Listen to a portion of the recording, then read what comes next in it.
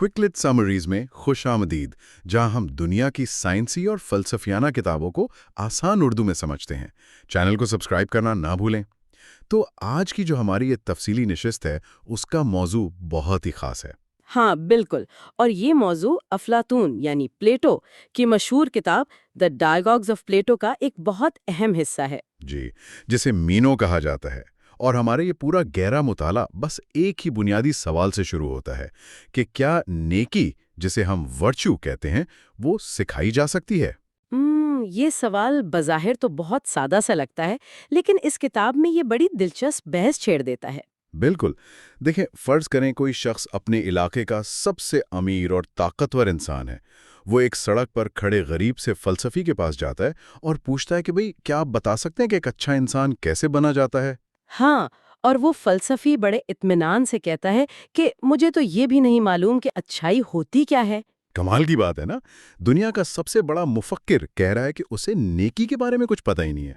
असल में इस मुकालमे का सारा मजा उसके किरदारों में ही है। ये जो मीनो है ना, ये कोई आम सा तालिब इल्म नहीं था। अच्छा, तो वो कौन था? वो थेसाली का एक बहुत ही अमीर और थोड़ा मगरूर सा नौजवान था। उसने उस दौर के मशहूर उस्तादों यानी सोफिस्ट्स से तालीम हासिल कर रखी थी। मतलब वो जिन्हें भारी फीस देकर अमीर लोग अपने बच्चों को सियासत और ताकत के गिर सिखाते थे।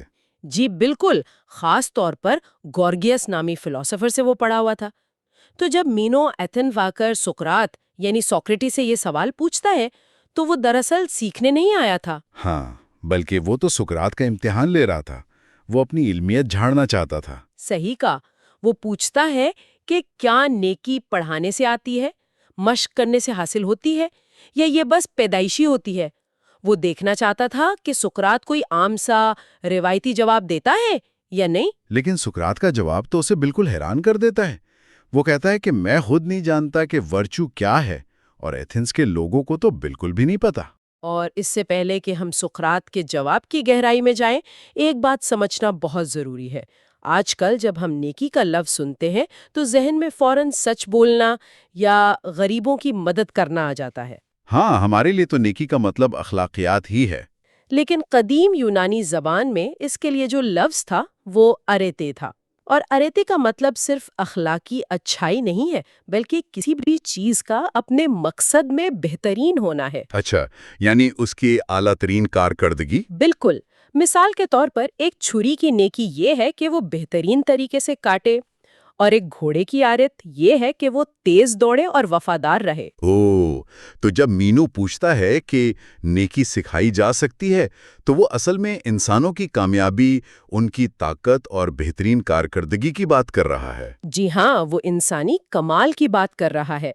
और इसीलिए सुकरात का जवाब बहुत अहम हो जाता है। सुकरात का मौक़िफ़ ये है कि किसी भी चीज़ के बारे में हम दो तरह के सवाल कर सकते हैं। वो कौन से? पहला ये कि वो चीज़ खुद है क्या, यानी उसकी असल ज़ात क्या है। और दूसरा ये कि वो चीज़ कैसी है, उसकी सिफ़ात क्या हैं। सही। और मीनो ये पूछ रहा था कि नेकी कैसी है, मतलब वो सिखाई जा सकती है या पैदाइशी है। हाँ, लेकिन सुकरात कहता है कि भाई, जब तक हमें यही नहीं मालूम कि नेकी बुनियादी तौर पर है क्या, तो हम ये कैसे तय कर लें कि वो हासिल कैसे की जा सकती है? ये तो बिल्कुल ऐसी ही बात हो गई ना कि कोई शख्स मुझसे पूछे कि फलां शहर तक पहुंचने के लिए मैं ट्रेन लूं या जहाज से जाऊं, बिल्कुल। और मैं पूछूं कि अच्छा वो शहर है कहाँ, और वो कहे कि मुझे तो नहीं मालूम। अगर हमें किसी शहर के वजूद और उसके मकाम का ही इल्म नहीं, तो रास्तों पर बहस करना तो बिल्कुल वक्त का ज़िया है। क्या जबरदस्त मिसाल दी आपने। और इसी मंतिक ने मीनो को झटका दिया था। वो फौरन सुकरात को याद दिलाता है कि क्या तुम गॉर्जियस से नहीं मिले थे। हाँ, वो तंज करता है। जिस पर सुकरात भी फिर हल्का सा तंज करता है कि मेरी याददाश्त कुछ कमजोर है, शायद उसे मालूम हो, लेकिन फिलहाल तुम खुद बताओ कि तुम्हारे नजदीक नेकी क्या है। और इस तरह सुकरात ने बहस का सारा बोझ बड़ी खूबसूरती से मेनो पर डाल दिया। अब मेनो को नेकी की तारीफ करनी पड़ती है। और यहीं पर वो गलती करता है जो हम सब आम जिंदगी में करते हैं। सुकरात तारीफ मांगता है, लेकिन मेनो नेकियों की पूरी एक फहरिस्त और मिसालें गुनवाना शुरू कर देता है। जी, वो बड़े फख्र से बताता है कि मर्द की नेकी ये है कि वो रियासत चलाए, दोस्तों को फायदा दे और दुश्मनों को नुकसान पहुंचाए। اور عورت کی نیکی کے بارے میں کہتا ہے کہ وہ بس گھر کا انتظام سنبھالے اور شوہر کی فرمانبردار رہے۔ اور بات یہیں ختم نہیں ہوتی، وہ بچوں اور غلاموں کی نیکیوں کی بھی الگ الگ مثالیں دیتا ہے۔ اس کے نزدیک ہر عمر اور ہر رتبے کی الگ نیکی ہے۔ مطلب اس کے ذہن میں نیکی کوئی ایک چیز نہیں ہے، بلکہ مختلف اعمال کا ایک ہجوم ہے۔ لیکن ذرا سوچیں، انسانی فطرت ایسی کیوں ہے کہ جب ہم سے کوئی بنیادی تعریف پوچھی جائے تو ہم فوراً مثالیں دینے لگتے ہیں؟ یہ بہت عام سی بات ہے۔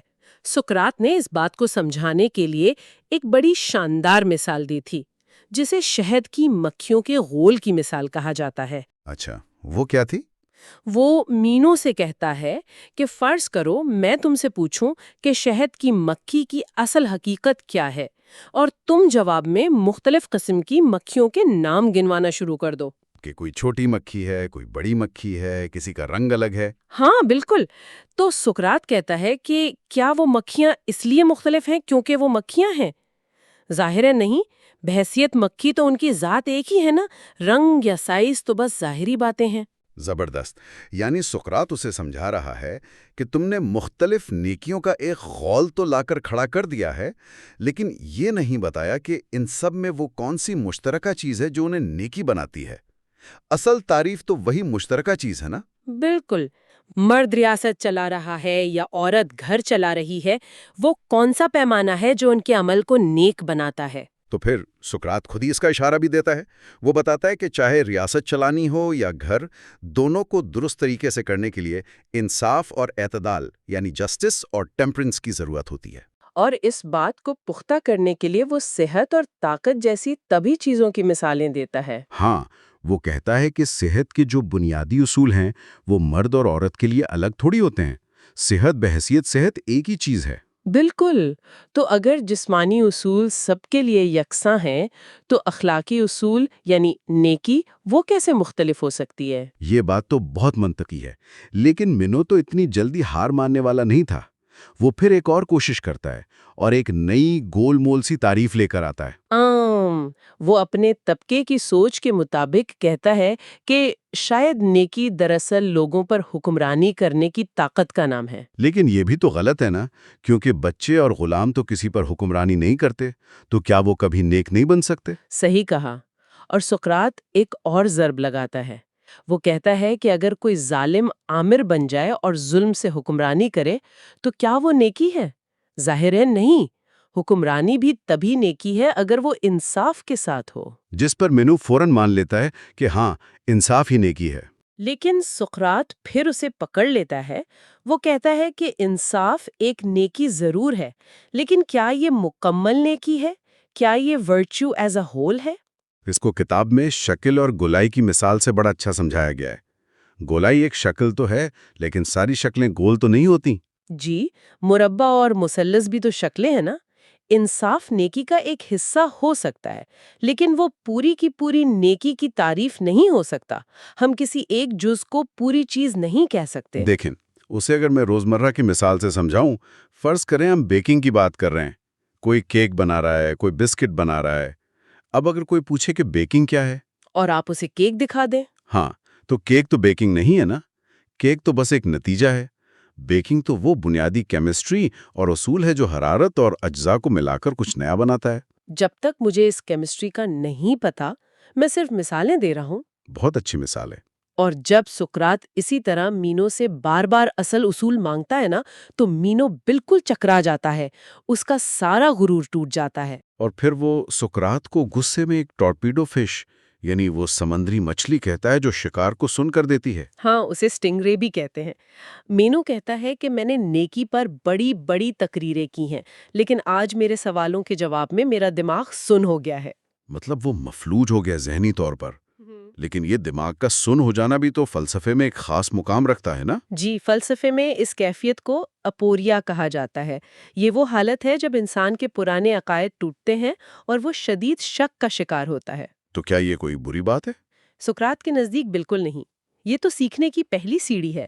جب تک آپ کے دماغ سے جھوٹے علم کا کچرا صاف نہیں ہوگا، آپ سچ کیسے قبول کریں گے؟ جب آپ جان جاتے ہیں کہ آپ کچھ نہیں جانتے، تبھی آپ سیکھنے کے قابل ہوتے ہیں۔ کیا بات ہے! یعنی اپنی لا علمی کا احساس ہونا ہی اصل علم کی شروعات ہے۔ اگر ہم اس پوری بحث کو دیکھیں تو ہم بھی تو آج کل یہی کرتے ہیں۔ بالکل. ہم سارا دن کہتے رہتے ہیں کہ وہ شخص اچھا ہے، یہ فیصلہ درست ہے، لیکن اگر کوئی ہم سے پوچھ لے کہ اچھائی کی اصل ماہیت کیا ہے تو ہمارا دماغ بھی اسی مچھلی کی طرح سن ہو جاتا ہے. ہم اصل تاریخ چھوڑ کر کہانیوں میں الجھ جاتے ہیں. اور یہی بات سقراط ہمیں سمجھاتا ہے کہ صرف مثالیں دینا کافی نہیں، اصل تعریف کو سمجھنا ضروری ہے۔ سچائی تک پہنچنے کے لیے گہرے سوالات کرنے پڑتے ہیں۔ واقعی. اور یہ تنقیدی سوچ آج کے دور میں کتنی کم ہو گئی ہے. ہم نے بنے بنائے جوابات کو ہی علم مان لیا ہے. جب تک ہم بنیادی چیزوں کو نہیں سمجھیں گے، ہماری ساری بحثیں سطحی رہیں گی۔ بہت خوب. تو آج کی بحث کو یہیں سمیٹتے ہیں. اگلے حصے میں ہم دیکھیں گے کہ نیکی کی صحیح تعریف کیوں مشکل ہے اور سوکریٹس کس طرح سوالات کے ذریعے سچ تک پہنچنے کی کوشش کرتا ہے. بالکل، اگلا حصہ بہت دلچسپ ہونے والا ہے۔ لیکن جانے سے پہلے ہم سب کے لیے ایک سوچنے کا مقام ہے. اگر ہزاروں سال پہلے کے وہ عظیم لوگ یہ طے نہیں کر پائے کہ اچھائی کی اصل تعریف کیا ہے، تو آج کے اس شور و غل والے معاشرے میں ہم روزانہ دوسروں کو کس بنیاد پر پرکھ رہے ہیں؟ کیا ہم واقعی نیکی کو سمجھتے ہیں یا ہم بھی بس مثالوں کے ہجوم میں الجھے ہوئے ہیں؟ اس سوال پر ضرور غور کیجیے گا. سننے کا بہت شکریہ. میں یہ سوچ رہی تھی کہ جب ہماری کوئی ہڈی ٹوٹتی ہے تو ایکس رے مشین فوراً ایک سفید لکیر دکھا دیتی ہے اور مسئلہ صاف نظر آ جاتا ہے۔ بالکل، بہت واضح ہوتا ہے. ہاں نا؟ لیکن اگر کوئی کہے کہ انسانی اخلاقیات یا خیالات کا ایکس رے کرنا ہے تو وہاں کوئی مشین کام نہیں کرتی۔ سارا منظرنامہ بہت دھندلا اور الجھاوا محسوس ہوتا ہے۔ صحیح. اور یہی وہ دھندلاپن ہے جسے ہم سمجھنے کی کوشش کر رہے ہیں. بالکل. اور پچھلی گفتگو میں ہم نے اسی دھندلے پن کو دور کرنے کی کوشش کی تھی۔ سننے والوں کو یاد ہوگا کہ ہمارا مرکزی نقطہ یہ تھا کہ آخر نیکی کی تعریف تلاش کی جا رہی تھی۔ ہم افلاطون کی کتاب مینو کا تجزیہ کر رہے تھے، جہاں مینو وہ سقراط سے بحث کرتا ہے اور نیکی کی مختلف مثالیں دے کر سمجھتا ہے کہ اس نے نیکی کی تعریف مکمل کر دی ہے۔ ہاں، وہ کافی پر اعتماد ہوتا ہے شروع میں. بہت زیادہ. لیکن سقراط اسے بتاتا ہے کہ بھائی مثالیں دینا کوئی تعریف نہیں ہوتی۔ تو آج ہم اس بات کی مزید گہرائی میں جائیں گے کہ انسان کسی بھی بڑے تصور کی تعریف کیسے کرتا ہے اور کیسے ہم اکثر غلط فہمیوں کا شکار ہو جاتے ہیں۔ ہم سقراط اور مینو کے درمیان ہونے والی اس زبردست فکری کشمکش کا تفصیلی جائزہ لیں گے۔ تو چلیں اب اس بات کی تہوں کو کھولتے ہیں. یہ جو فکری سفر ہے نا، یہ واقعی بہت اہم ہے، کیونکہ اگر ہم اسے آج کے بڑے تناظر سے جوڑیں تو یہ گفتگو محض ایک پرانی کتاب تک محدود نہیں رہتی۔ بالکل. یہ ہمیں سکھاتی ہے کہ ہم معلومات کے اس جدید دور میں چیزوں کی اصل حقیقت کو کیسے سمجھیں۔ آج کل ہمارے پاس معلومات کا ڈھیر لگا ہوا ہے، لیکن چیزوں کے بنیادی اصولوں کی اصل سمجھ ہونا، ان دونوں میں بہت بڑا فرق ہے۔ ایسا ہی ہے. اور پچھلی مرتبہ ہم نے دیکھا تھا کہ مینو کی دی گئی تمام مثالیں مسترد ہو گئیں، تو اب کہانی کا وہ حصہ آتا ہے جہاں مینو ایک نئی اور بظاہر بہت طاقتور لگنے والی تعریف لے کر میدان میں آتا ہے۔ اور وہ تعریف کیا تھی؟ وہ کہتا ہے کہ نیکی دراصل حکومت کرنے کی طاقت ہے، یعنی انسانوں پر حکمرانی کرنے اور انہیں قابو میں رکھنے کی صلاحیت ہی اصل نیکی ہے۔ اب اگر میں اس پر غور کروں تو بظاہر یہ بڑی عجیب بات لگتی ہے۔ کافی عجیب ہے. اگر نیکی صرف حکومت کرنے کی طاقت ہے تو پھر میرے ذہن میں فوراً کسی ظالم حکمران یا کسی بے رحم ڈکٹیٹر کا خیال آتا ہے۔ کیا سقراط نے بھی اسی بنیاد پر اس پر اعتراض کیا تھا؟ دیکھیں، سقراط کا انداز اس سے بھی زیادہ بنیادی اور منطقی تھا. اس نے فوراً 2 شاندار منطقی اعتراضات کیے. اس نے سیدھا ظالم حکمران کی مثال نہیں دی، بلکہ اس نے اس تعریف کے ہر جگہ لاگو ہونے پر سوال اٹھایا۔ اچھا، وہ کیسے؟ سقراط کا پہلا اعتراض یہ تھا کہ بھئی ہر شخص تو حکمران نہیں ہوتا۔ اس نے کہا کہ ایک بچے یا غلام کی مثال لیں، ایک بچہ تو کسی پر حکم نہیں چلاتا۔ ہاں، اور ایک غلام بھی کسی پر حکم نہیں کرتا۔ بالکل۔ تو اگر مینو کی بات سچ مان لی جائے کہ طاقت ہی نیکی ہے، تو پھر ایک بچہ یا غلام جو کسی پر حکم نہیں کرتے، کیا وہ نیک نہیں ہو سکتے؟ او واہ، یہ تو واقعی ایک بڑی خامی ہے۔ اگر حکمرانی ہی نیکی ہے تو دنیا کی 99% آبادی تو ویسے ہی نیکی کی دوڑ سے باہر ہو گئی۔ بالکل ایسا ہی ہے. وہ تو سب کے سب خود بخود اس تعریف سے نکل گئے. لیکن میں یہاں مینو کی طرف سے تھوڑی سی وکالت کرنا چاہوں گی. مینو یہ بھی تو کہہ سکتا تھا کہ میرا مطلب صرف ان لوگوں سے ہے جو طاقتور ہیں، اور ان کے لیے نیکی یہی ہے کہ وہ حکومت کریں. ہاں، وہ یہ کہہ سکتا تھا، اور اسی لیے سقراط نے اپنا دوسرا اعتراض پیش کیا جو کہ اس سے بھی زیادہ گہرا تھا. اچھا، دوسرا اعتراض کیا تھا؟ سقراط نے کہا کہ چلیں فرض کر لیتے ہیں کہ حکمرانی کی بات ہو رہی ہے، لیکن کیا محض طاقت کا استعمال نیکی ہو سکتا ہے؟ اس نے واضح کیا کہ انصاف کے بغیر طاقت نیکی نہیں ہو سکتی. صحیح. حکمرانی کرنا بذات خود کوئی نیکی نہیں ہے، بلکہ انصاف کے ساتھ حکمرانی کرنا نیکی ہے. سقراط مینو کو مجبور کرتا ہے کہ وہ اس بات کو مانے کہ اگر طاقت کا استعمال ظالمانہ ہے تو وہ نیکی نہیں بلکہ برائی ہے. یہ بات سن کر مجھے ذرائع میں دی گئی ایک اور زبردست بحث یاد آ رہی ہے، جہاں وہ سونا اور چاندی جمع کرنے یعنی دولت اکٹھا کرنے کی مثال دیتے ہیں. ہاں، وہ بہت دلچسپ مثال ہے. جواب یہ ملتا ہے کہ اگر کوئی بے ایمانی سے یا کسی کا حق مار کر دولت کمائے تو وہ ہرگز نیکی نہیں ہے. یقیناً نہیں، وہ تو بددیانتی ہے. بالکل ایسا ہی ہے. لیکن مجھے یہاں ایک الجھن ہو رہی ہے. انسان کا دماغ آخر اس طرح سوچتا کیوں ہے؟ منو جیسا پڑھا لکھا شخص فوراً طاقت اور دولت کو نیکی کے خانے میں کیوں رکھ دیتا ہے؟ ہاں، یہ جو چیز ہے نا، یہ انسانی نفسیات کا ایک بہت ہی دلچسپ پہلو ہے. جو بات یہاں سب سے زیادہ حیران کن ہے وہ یہ ہے کہ ہم اکثر طاقت اور کامیابی کو خوبی یا نیکی سمجھ لیتے ہیں. بغیر سوچے سمجھے. بالکل.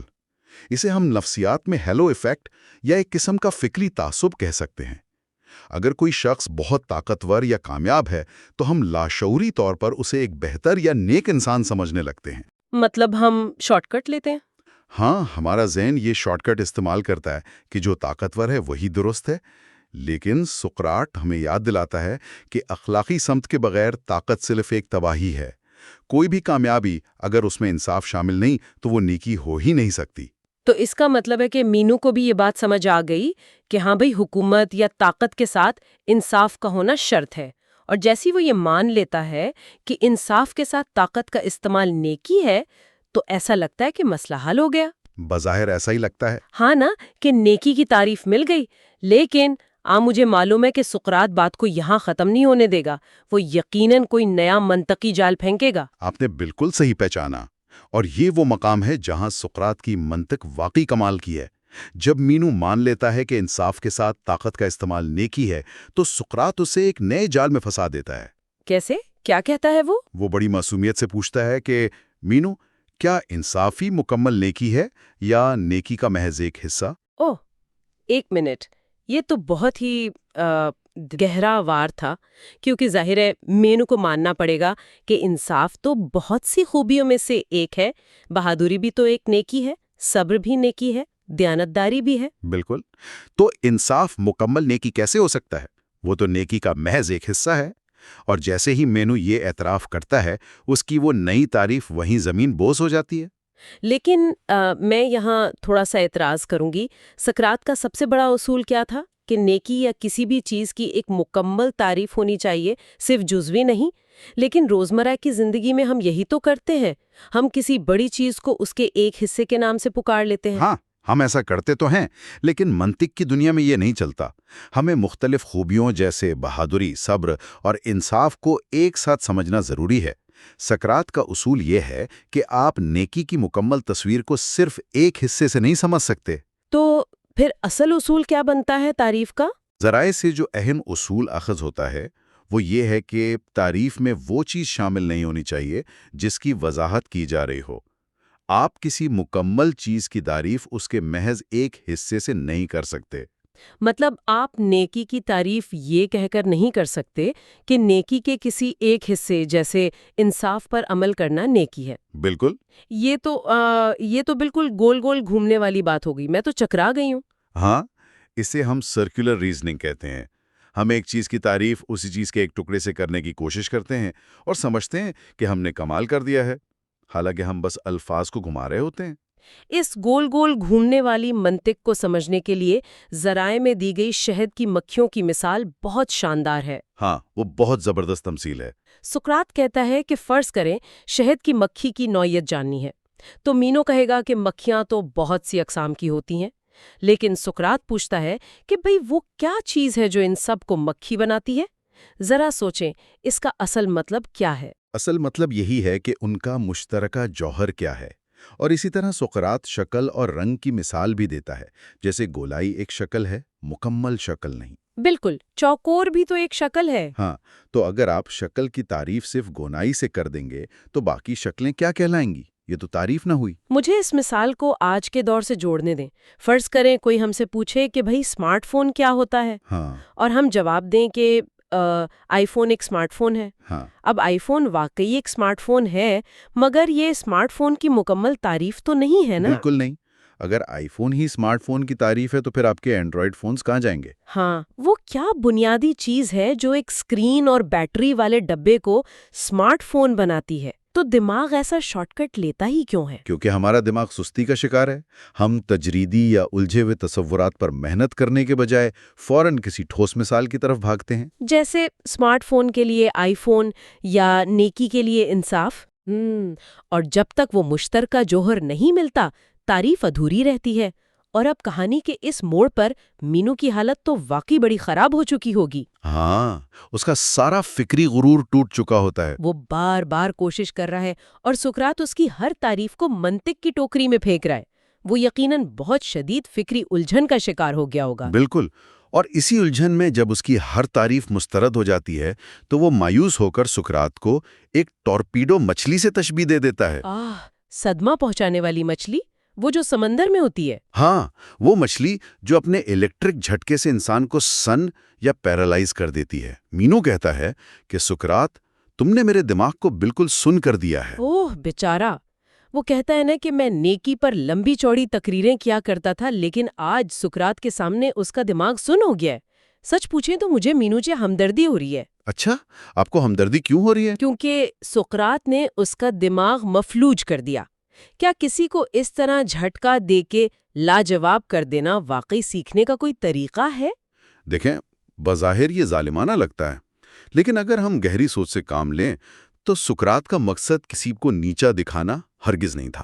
تو پھر کیا مقصد تھا؟ سقراط خود بھی اعتراف کرتا ہے کہ وہ خود بھی الجھن کا شکار ہے۔ وہ دوسروں کو بھی الجھن میں اس لیے ڈالتا ہے تاکہ وہ اپنے جھوٹے علم کے خول سے باہر آئیں۔ وہ جو ہم سمجھتے ہیں نا کہ ہمیں سب پتہ ہے، وہ وہم ٹوٹنا ضروری ہے۔ مطلب جب تک پرانی عمارت گرے گی نہیں، نئی بنے گی کیسے؟ بالکل، یہیں سے اصل سیکھنے کا عمل شروع ہوتا ہے۔ جب آپ کو احساس ہوتا ہے کہ آپ کچھ نہیں جانتے، تب آپ سچائی کی تلاش شروع کرتے ہیں۔ واہ! اگر ہم اس بحث کو حقیقی زندگی سے جوڑیں تو ہمیں یہ گفتگو کیوں سننی چاہیے؟ میرا مطلب ہے ہم سب اپنی روزمرہ زندگی میں بہت سے بھاری بھرکم الفاظ استعمال کرتے ہیں نا، جیسے کامیابی، محبت، نیکی۔ ہاں، دن رات استعمال کرتے ہیں۔ لیکن اگر کوئی ہم سے ان کی اصل تعریف پوچھ لے، بالکل سقراط کی طرح، تو ہم بھی مینو کی طرح سن ہو جائیں گے۔ ہماری حالت بھی اسی مچھلی کے شکار جیسی ہوگی۔ بالکل ایسا ہی ہے۔ ہماری دلیلیں اکثر کھوکھلی ہوتی ہیں اور ہم بس عادتاً الفاظ دہراتے ہیں۔ تو آج کے اس فکری سفر کو اگر ہم سمیٹیں تو ہم نے دیکھا کہ محض مثالیں دینا کسی چیز کی تعریف نہیں ہوتی، صحیح۔ اور سچے علم کے لیے سب سے پہلے اپنی کم علمی کا اعتراف ضروری ہے۔ جب تک یہ وہم نہیں ٹوٹے گا، ہم سچائی تک نہیں پہنچ سکتے۔ اور اگلے حصے میں ہم ایک اہم فلسفیانہ مسئلہ دیکھیں گے کہ اگر ہمیں کچھ معلوم ہی نہ ہو تو ہم اسے تلاش کیسے کر سکتے ہیں؟ یہ واقعی ایک بہت اہم سوال ہوگا، اور اس سے پہلے کہ ہم آج کی گفتگو ختم کریں، میں ایک سوال سب کے لیے چھوڑنا چاہتا ہوں۔ کیا ہم واقعی اپنی زندگی کے ان اصولوں اور نظریات کو سمجھتے ہیں جن کے تحت ہم روزانہ فیصلے کرتے ہیں؟ یہ تو سوچنے والی بات ہے۔ یا ہم صرف معاشرے کی دی ہوئی ادھوری تعریفوں کو طوطے کی طرح دہرا رہے ہیں؟ اپنے ارد گرد موجود ان تصورات پر غور کیجئے جنہیں آپ سچ مانتے ہیں۔ کیا وہ واقعی سچ ہیں یا صرف آپ کی عادت بن چکے ہیں؟ بہت ہی زبردست اور سوچنے پر مجبور کرنے والا خیال ہے۔ تو اس تجسس اور گہرے سوال کے ساتھ ہم آج کے اس فکری سفر کو یہیں روکتے ہیں۔ ہمارے ساتھ جڑے رہنے کا بہت شکریہ۔ پچھلی گفتگو میں ہم نے دیکھا تھا کہ کس طرح سقراط اور مینو کے درمیان نیکی یا خوبی کی تعریف کرنے کی جو کوشش تھی وہ ایک شاندار ناکامی پر ختم ہوئی۔ بالکل، وہ ایک بہت ہی زبردست ناکامی تھی. مطلب مینو بس گول گول گھوم رہا تھا. ہاں نا، اس نے نیکی کی تعریف کرنے کی بار بار کوشش کی، لیکن وہ ہر بار نیکی کی مختلف اقسام گنوانے لگا. مطلب اس نے کہا کہ مرد کی نیکی الگ ہے، عورت کی الگ ہے، اور بچے کی نیکی بالکل مختلف ہے. صحیح. اور مسئلہ یہ تھا کہ وہ نیکی کی کوئی ایک جامع، بنیادی اور اصل حقیقت بیان کرنے سے بالکل قاصر رہا. مطلب وہ سمجھ ہی نہیں پا رہا تھا کہ سقراط اصل میں مانگ کیا رہا ہے. بالکل، میں بھی یہی سوچ رہی تھی. وہ تفصیلات میں الجھ گیا تھا. دیکھیں، مینو کا بنیادی مسئلہ یہی تھا کہ وہ تفصیلات اور مثالوں کے ہجوم میں گم ہو گیا تھا. فلسفے کی دنیا میں مثالیں کبھی بھی اصل تعریف کا متبادل نہیں ہو سکتیں. سقراط کو وہ بنیادی اصول چاہیے تھا جو ان تمام مختلف مثالوں میں مشترک ہو. مطلب جسے فلسفے میں ایسنس یا جوہر کہا جاتا ہے نا. 100% درست. جب مینو سے بار بار پوچھا گیا کہ وہ کون سی واحد خصوصیت ہے جو ہر قسم کی نیکی کو نیکی بناتی ہے، تو اس کا ذہن کسی ایک نقطے پر مرکوز نہ ہو سکا. اور جب ذہن بنیادی اصولوں کو پکڑنے میں ناکام ہو جائے نا، تو ایک بہت گہری اور تھکا دینے والی ذہنی کشمکش جنم لیتی ہے.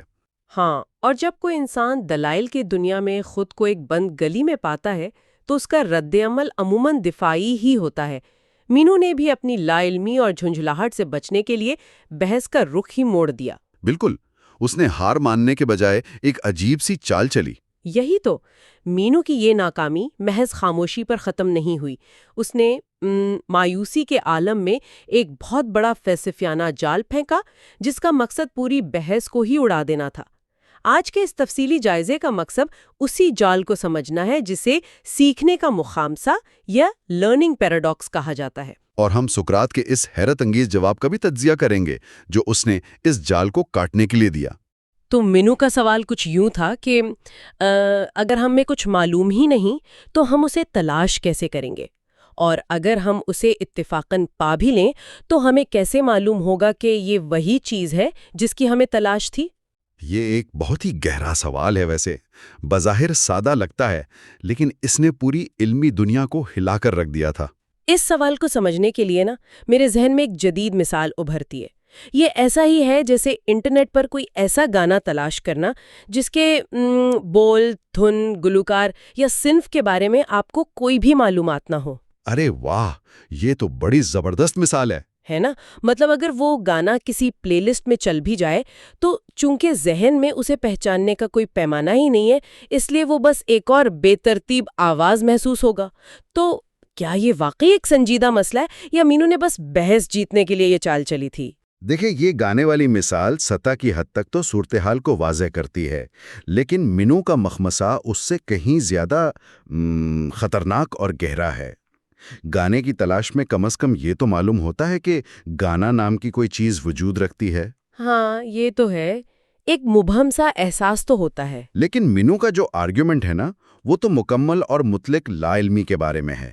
وہ کہتا ہے کہ تلاش کے تصور کا وجود ہی ناممکن ہے، اور اس نظریے کے پس منظر میں اصل میں سوفسطائیوں کی یعنی سوفسٹ کی سوچ کارفرما تھی. اچھا، یہ وہی سوفسٹ نا جو قدیم یونان میں فیس لے کر تعلیم دیتے تھے؟ بالکل وہی. قدیم یونان میں یہ وہ لوگ تھے جو پیسے لے کر بحث، مباحثے اور خطابت کے فن کی تعلیم دیتے تھے. ان کا مقصد کبھی بھی سچائی تک پہنچنا نہیں ہوتا تھا. مطلب ان کا فوکس صرف جیتنے پر ہوتا تھا؟ 100%. ان کا مقصد الفاظوں کی بازیگری اور منطقی ہیر پھیر سے کسی بھی بحث کو جیتنا یا مخالف کو لاجواب کرنا ہوتا تھا. یہ جو مخمصہ ہے نا، یہ ان کا ایک مشہور اور انتہائی تباہ کن ہتھیار تھا. تو یعنی اس منطق کا ختمی نتیجہ تو یہ نکلتا ہے کہ انسان کو ذہنی طور پر مکمل مفلوج کر دیا جائے. بالکل، اور یہی ان کا مقصد تھا. کیونکہ اگر یہ مان لیا جائے کہ نامعلوم کو تلاش نہیں کیا جا سکتا اور جو معلوم ہے اسے تلاش کرنے کی ضرورت نہیں، تو پھر تو علم حاصل کرنے، تحقیق کرنے اور سوال پوچھنے کا پورا ڈھانچہ ہی زمین بوس ہو جاتا ہے. بالکل زمین بوس ہو جاتا ہے.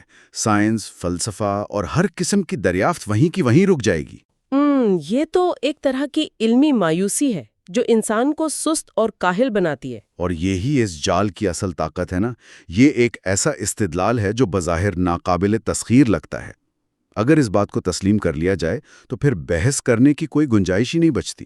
مینو دراصل سقراط کو یہ پیغام دے رہا تھا کہ مزید سوالات پوچھنے کا کوئی فائدہ ہی نہیں ہے. क्योंकि जिस सच्चाई की वो तलाश कर रहे हैं उस तक पहुंचने का कोई मंतिकी रास्ता ही मौजूद नहीं है। बिल्कुल सही। और यहाँ आकर ना एक बहुत हैरान कुन मोड़ आता है। मैं पढ़ रही थी तो मुझे बड़ी हैरत हुई। इस इंतहाई खतरनाक मंतिकी जाल के सामने सुकरात क्या करता है? सुकरात जिसे मंतिक और इस्तिदलाल का बानी समझा जाता है, वो इस जाल को काटने के लिए किसी मंतिक का सहारा लेता ही नहीं है। हाँ, वो एक बिल्कुल ही अलग रास्ते पर निकल जाता है। वो अचानक पुजारियों, पुजारनों और पिंडार जैसे द्योमालाई शायरों के हवाले देने लगता है। वो रूह की लाफानियत, पिछले जन्मों और पाताल यानी अंडरवर्ल्ड की कहानियां सुनाने लगता है। और बज़ाहिर ये बहुत अजीब लगता है मंतिक की बहस में। बिल्कुल। सोर्सेस को पढ़ते हुए ये सब एक बहुत बड़ा फरार या एक कॉप आउट महसूस होता है।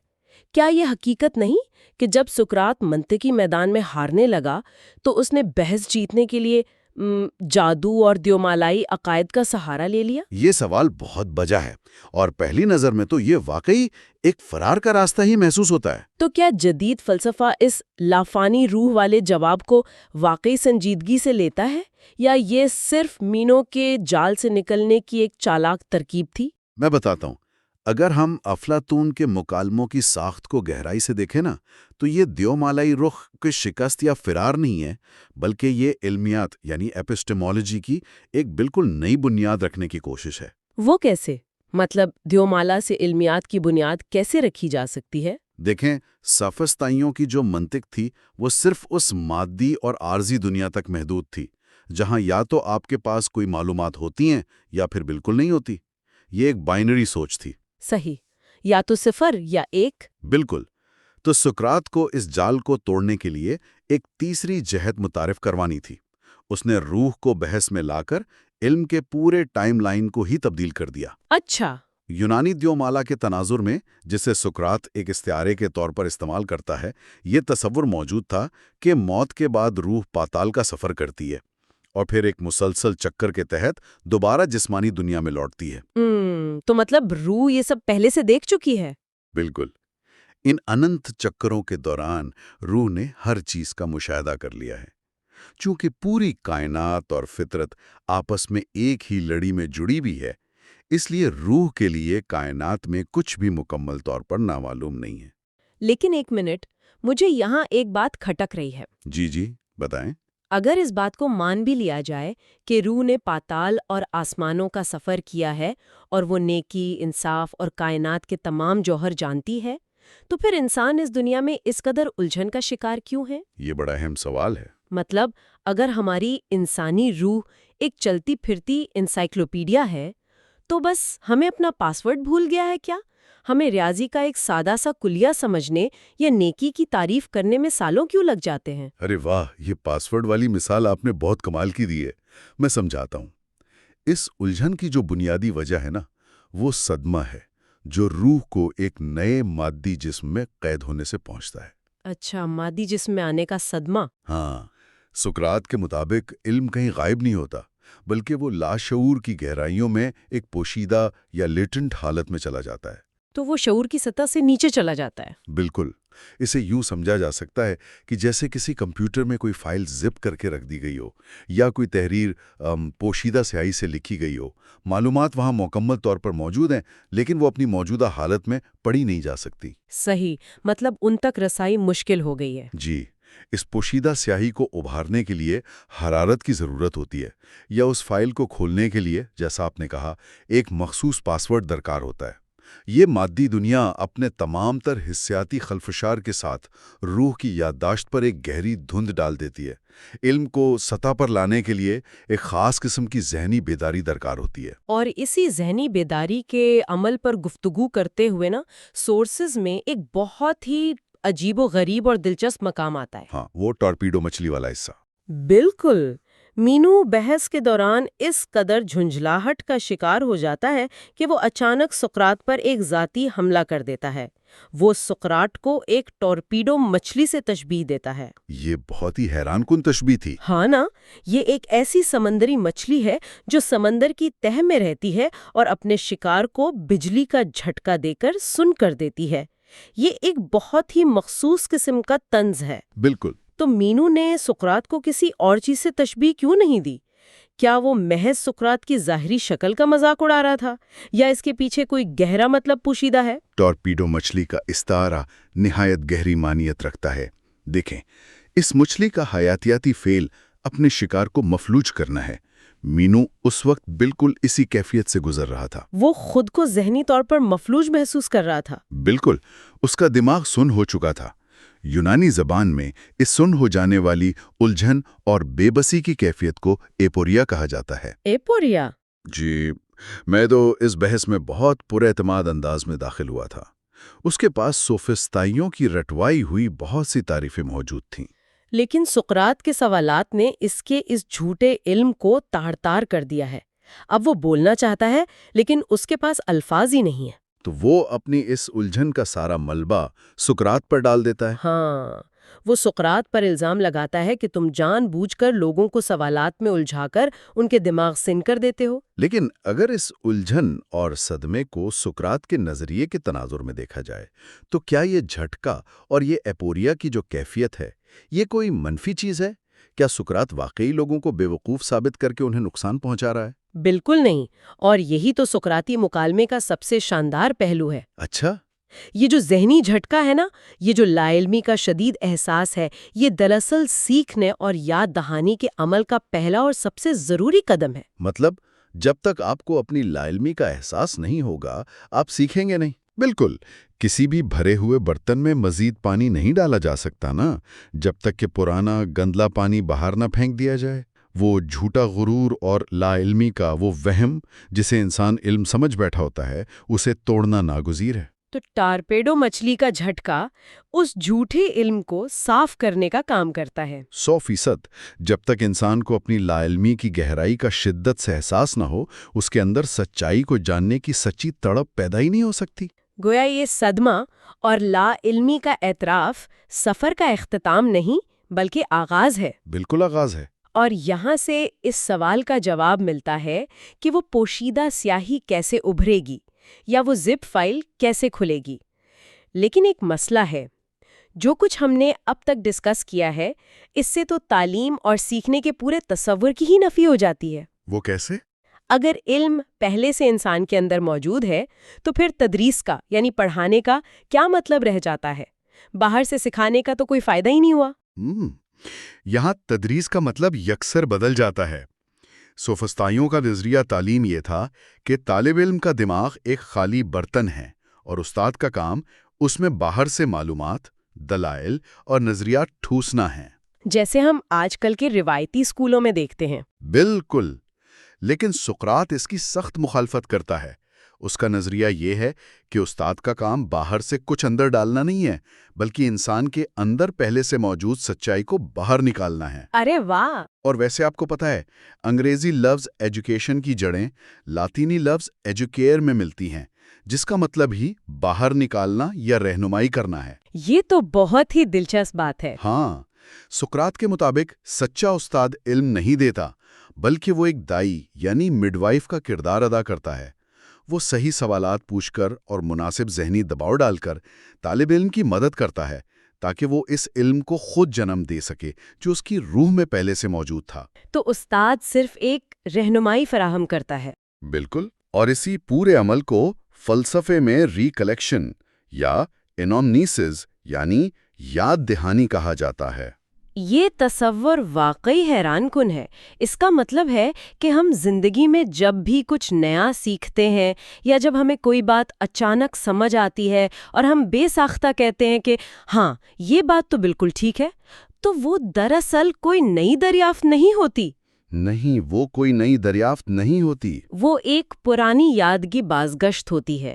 منو کا وہ مایوس کن جال کہ نامعلوم کو تلاش نہیں کیا جا سکتا، یہاں آ کر پوری طرح کٹ جاتا ہے۔ بالکل کٹ جاتا ہے، کیونکہ سقراط یہ ثابت کر دیتا ہے کہ نامعلوم مکمل طور پر نامعلوم نہیں ہے۔ ہاں، تلاش کا عمل دراصل اپنی ہی ذات کی کھوج اور اپنی ہی روح میں موجود بھولی ہوئی سچائیوں کو یاد کرنے کا عمل ہے۔ اور یہی اس تفصیلی جائزے کا سب سے اہم نقطہ ہے۔ سوال پوچھنا، الجھن کا شکار ہونا اور اپنی لا علمی کا سامنا کرنا کوئی کمزوری نہیں ہے، بلکہ یہ دانشمندی کی جانب اٹھنے والا پہلا اور ناگزیر قدم ہے۔ صحیح۔ مینو کا سوال بلا شبہ ایک خطرناک جال تھا، لیکن اس جال کو کاٹ کر سقراط نے علم کی جستجو کو ایک نیا اور لاسانی رخ دیا۔ اس نے یہ سکھایا کہ سچائی کی تلاش کوئی بیرونی مہم نہیں ہے، بلکہ ایک اندرونی سفر ہے۔ بہت خوب۔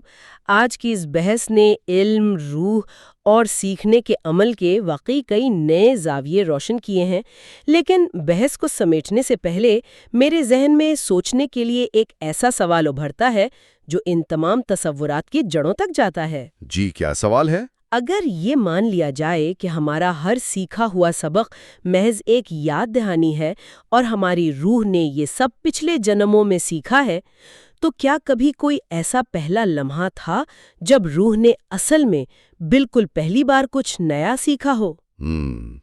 یہ تو بہت گہرا سوال ہے۔ یا کیا علم بھی کائنات اور وقت کی طرح بے آغاز اور ابدی ہے، جس کی کوئی شروعات ہی نہیں؟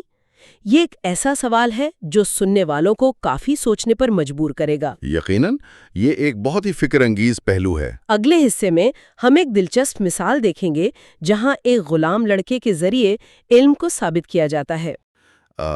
آج کی اس گہری تحقیق میں ہم ایک بہت ہی بنیادی سوال پر بات کرنے والے ہیں۔ ہاں بالکل، اور یہ ایسا سوال ہے جو صدیوں سے بڑے بڑے مفکرین کو الجھاتا رہا ہے۔ بالکل، اور پچھلے حصے میں جب ہماری بات ختم ہوئی تھی تو ہم نے ایک بہت دلفریب تصور متعارف کرایا تھا، جسے ہم افلاطون کا علم کو یاد کرنے کا نظریہ یا تھیوری آف ریکلیکشن کہتے ہیں۔ صحیح، جس کا بنیادی نقطہ یہ تھا کہ علم کوئی ایسی چیز نہیں ہے جسے ہم باہر سے دماغ میں ڈالتے ہیں، بلکہ وہ پہلے سے ہمارے اندر ہوتا ہے۔ بالکل، ہماری روح کی گہرائیوں میں، اور ہم بس اسے یاد کرتے ہیں۔ تو آج کی اس گہری تحقیق کا مقصد بھی یہی ہے کہ ہم سمجھیں کہ انسان دراصل کچھ نیا سیکھتا کیسے ہے۔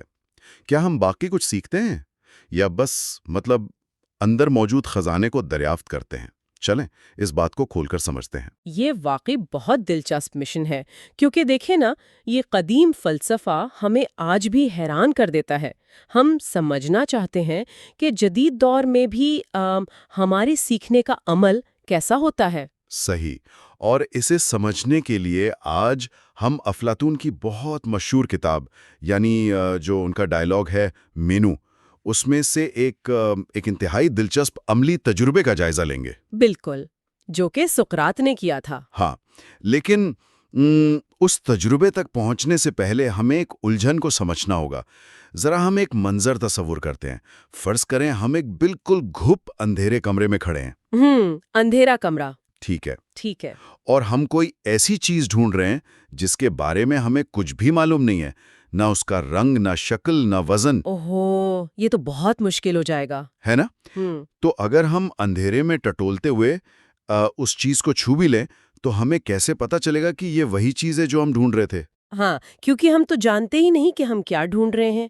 اور فلسفے کی دنیا میں اسے ہی مینو کا مخمصہ یا مینو پیراڈاکس کہا جاتا ہے۔ مینو کا مخمصہ، صحیح۔ جی، مینو جو کہ اس مکالمے کا ایک بہت اہم کردار ہے، وہ کافی امیر، پڑھا لکھا اور تھوڑا مغرور سا شخص ہے۔ اور جب وہ سقراط سے بحث کر رہا ہوتا ہے اور اس کے سوالوں کے جواب نہیں دے پاتا تو وہ اپنی خفت مٹانے کے لیے یہ منطقی جال پھینکتا ہے۔ بالکل، وہی اندھیرے کمرے والی بات۔ ہاں، مینو سقراط سے پوچھتا ہے کہ دیکھیں، اگر انسان کو کسی چیز کا سرے سے علم ہی نہیں ہے تو وہ اس کی تلاش شروع ہی کیسے کر سکتا ہے؟ اور اگر مل بھی جائے تو پہچانے گا کیسے؟ تو اگر ہم اسے آج کے دور کی تشبیہ دیں تو یہ بالکل ایسا ہے جیسے ہم کسی سرچ انجن پر کچھ تلاش کرنا چاہتے ہوں۔ صحیح، گوگل یا کسی اور سرچ انجن پر۔ ہاں، لیکن ہمیں کی ورڈز ہی نہ معلوم ہو۔ ارے واہ، یہ بہت زبردست مثال ہے۔ اگر ہمیں معلوم ہی نہیں کہ سرچ بار میں ٹائپ کیا کرنا ہے تو ہم کیسے ڈھونڈیں گے؟ اور اگر ہم نے کچھ الٹا سیدھا ٹائپ کر بھی دیا اور ہزاروں لنکس آ گئے تو ہمیں کیسے پتا چلے گا کہ کون سا لنک درست ہے؟ بالکل۔ ہاں، تو مینو کا یہ اعتراض تو واقعی بہت مضبوط لگتا ہے۔ وہ تو بنیادی طور پر یہ کہہ رہا ہے کہ تحقیق یا سیکھنے کا عمل ہی ممکن نہیں ہے۔ بالکل درست۔ مینو کا ماننا ہے کہ انسان یا تو جانتا ہے یا نہیں جانتا، جانتا ہے تو ڈھونڈنے کی ضرورت نہیں، نہیں جانتا تو ڈھونڈ ہی نہیں سکتا۔ یہ تو ایک بند گلی ہو گئی۔ تو سقراط اس سے کیسے نکلتا ہے؟ کیا وہ کوئی لمبی چوڑی تقریر کرتا ہے؟ نہیں، بالکل نہیں۔ سقراط محض باتوں کا سہارا نہیں لیتا، وہ جانتا ہے کہ اس کا جواب صرف ایک عملی تجربے سے دیا جا سکتا ہے۔ لیکن اس سے پہلے ایک اور بہت اہم بات ہے۔ مینو سقراط کو ایک ٹارپیڈو مچھلی سے تشبیہ دیتا ہے۔ ٹارپیڈو مچھلی؟ یہ مجھے بہت دلچسپ لگا تھا۔ جو سٹرنگ رے ہوتی ہے، برقی مچھلی؟ جی ہاں، بالکل وہی، جو چھونے والے کو بجلی کا جھٹکا دے کر سن کر دیتی ہے۔ کہتا ہے کیا مطلب سقراط لوگوں کو ڈراتا تھا؟ نہیں، ڈراتا نہیں تھا، وہ بس لوگوں کے جھوٹے اعتماد کو توڑتا تھا۔ مینو جھنجھلا کر کہتا ہے کہ میں نے نیکی کے موضوع پر ہزاروں تقریریں کی ہیں، لیکن تمہارے چند سوالوں نے مجھے ایسا کر دیا ہے کہ مطلب میرا دماغ اور زبان سن ہو چکے۔ واہ، یعنی سقراط کا طریقہ یہ تھا کہ وہ پہلے لوگوں کو ان کی لا علمی کا احساس دلاتا تھا؟ بالکل، وہ انہیں ان کے جھوٹے خول سے باہر نکال کر سن کر دیتا تھا تاکہ وہ اصل میں سیکھنے کے قابل ہو سکیں۔ صحیح۔ اور اب اس نظریے کو ثابت کرنے کے لیے وہ عملی تجربہ شروع کرتا ہے، جس کے لیے وہ ایک غلام لڑکے کا انتخاب کرتا ہے۔ ہاں، مینو کے گھر کا ایک عام سا غلام لڑکا۔ تو سقراط نے اس غلام لڑکے کا ہی انتخاب کیوں کیا؟ مطلب وہ مینو کے کسی پڑھے لکھے دوست کو بھی تو بلا سکتا تھا نا؟ یہی تو سقراط کی اصل مہارت ہے۔ وہ دراصل یہ ثابت کرنا چاہتا ہے کہ علم کسی خاص طبقے کی جاگیر نہیں ہے۔ اس لڑکے نے کبھی جیومیٹری نہیں پڑھی، وہ بالکل ایک کوری سلیٹ ہے۔ اگر وہ اس ان پڑھ لڑکے سے کوئی پیچیدہ سوال حل کروا لے تو ثابت ہو جائے گا کہ علم پہلے سے اندر موجود ہے۔ بالکل یہی بات ہے۔ تو اب وہ لڑکے کو سامنے بٹھاتا ہے اور ریت پر ایک مربع یعنی اسکوائر بناتا ہے، زمین پر، اور وہ لڑکے کو بتاتا ہے کہ فرض کرو اس مربع کی ہر سائیڈ 2 فٹ لمبی ہے۔ ہاں، تو 2 ضرب 2، اس کا کل رقبہ 4 مربع فٹ ہو گیا۔ لڑکے کو یہ بات فوراً سمجھ آ جاتی ہے۔ لیکن پھر سقراط وہ سوال پوچھتا ہے جو اس پورے تجربے کی جان ہے۔ جی، وہ پوچھتا ہے کہ اگر ہمیں ایک نیا مربع بنانا ہو جس کا رقبہ پہلے والے سے بالکل دگنا ہو، یعنی 4 کی بجائے 8 مربع فٹ ہو۔ 8 مربع فٹ؟ صحیح۔ تو اس نئے مربع کی سائڈ کی لمبائی کیا ہوگی؟ اور وہ لڑکا پورے اعتماد سے کہتا ہے کہ لمبائی کو بھی دوگنا کر دے، یعنی 4 فٹ کر دے۔ جو کہ بظاہر بڑی عام فہم سی منطق لگتی ہے۔ ہاں، پہلی بار سن کر تو کوئی بھی یہی کہے گا، لیکن یہاں بات واقعی بہت دلچسپ ہو جاتی ہے، کیونکہ سقراط اسے ڈانٹتا نہیں ہے کہ تم غلط ہو، بالکل نہیں۔ وہ بس ریت پر 4 فٹ سائڈ والا ایک بڑا مربع بنا دیتا ہے اور اس کے اندر لکیریں کھینچ کر اسے چھوٹے خانوں میں بانٹ دیتا ہے، ایک گریڈ کی طرح۔ ہاں، اور لڑکے سے کہتا ہے گنو ذرا۔ جب لڑکا گنتا ہے تو اسے پتہ چلتا ہے کہ 4x4 سے تو کل رقبہ 16 ہو گیا ہے۔ 16 مربع فٹ، اور ہمیں تو 8 چاہیے تھا۔ تو لڑکے کا وہ پہلا جھوٹا اعتماد وہیں ریت پر بکھر جاتا ہے۔ پھر وہ تھوڑا سوچ کر کہتا ہے کہ شاید سائڈ 3 فٹ ہوگی، کیونکہ 4 سے 16 بن رہا ہے اور 2 سے 4 تو درمیان میں 3 ہی آتا ہے۔ بالکل۔ لیکن سقراط پھر وہی کرتا ہے، وہ 3 فٹ کا مربع بناتا ہے اور دکھاتا ہے کہ 3 کو 3 سے ضرب دیں تو رقبہ 9 بنتا ہے۔ 9؟ وہ بھی 8 نہیں ہے؟ ہاں، وہ بھی غلط ہے، اور لڑکا خود اپنی آنکھوں سے دیکھ کر اپنی غلطی مان رہا ہے۔ یہاں آ کر وہ لڑکا بری طرح الجھ جاتا ہے۔ وہ اعتراف کر لیتا ہے کہ اسے واقعی نہیں معلوم۔ تو کیا لا علمی کا یہ اعتراف ایک طرح سے ناکامی نہیں ہے؟ نہیں، اور یہاں جو چیز سب سے حیران کن ہے وہ یہ ہے کہ سقراط کے نزدیک یہ اعتراف لا علمی ہرگز ناکامی نہیں ہے۔ بالکل۔ در حقیقت اپنی لا علمی کو جان لینا ہی حقیقی علم کی طرف پہلا قدم ہے۔ واہ! سقراط مینو سے کہتا ہے کہ دیکھو، پہلے یہ پورے اعتماد سے غلط جواب دے رہا تھا، اب یہ جانتا ہے کہ یہ نہیں جانتا، اس کا جھوٹا اعتماد ختم ہو چکا ہے۔ مطلب وہ ٹورپیڈو مچھلی کا اثر ہو چکا ہے؟ بالکل، اب وہ سیکھنے کے لیے یا سقراط کی زبان میں یاد کرنے کے لیے تیار ہے۔ یہ تو بہت گہری بات ہے، لیکن اصل سوال تو ابھی بھی وہی ہے نا، 8 مربع فٹ والا مربع بنے گا کیسے؟ ہاں، تو سقراط اب کیا کرتا ہے؟ وہ اسی 4 فٹ والے بڑے مربع کی طرف واپس جاتا ہے جس کا رقبہ 16 تھا۔ جس کے اندر 4 چھوٹے مربع بنے ہوئے تھے۔ جی، سقراط ان چاروں چھوٹے مربعوں کے اندر ترچھی لکیریں کھینچتا ہے جنہیں ڈائیگنل کہتے ہیں۔ وہ ہر چھوٹے مربع کو بالکل درمیان سے کاٹ دیتا ہے۔ ہاں، تو سننے والوں کی آسانی کے لیے اگر ایک چھوٹے مربع کا رقبہ 4 ہے اور ترچھی لکیر اسے آدھا کر دے تو ایک حصے کا رقبہ 2 ہو جائے گا، یعنی 2 مثلثیں بن گئیں۔ بالکل درست۔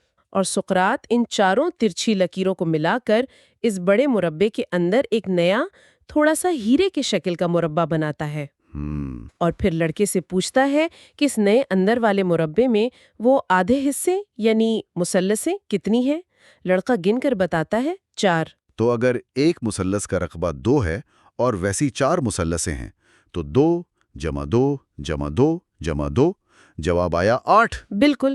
وہ لڑکا جس نے کبھی جیومیٹری نہیں پڑھی وہ پہچان لیتا ہے کہ یہ ترچھی لکیر ہی دراصل اس نئے مربع کی سائیڈ ہے جس کا رقبہ 8 ہوگا۔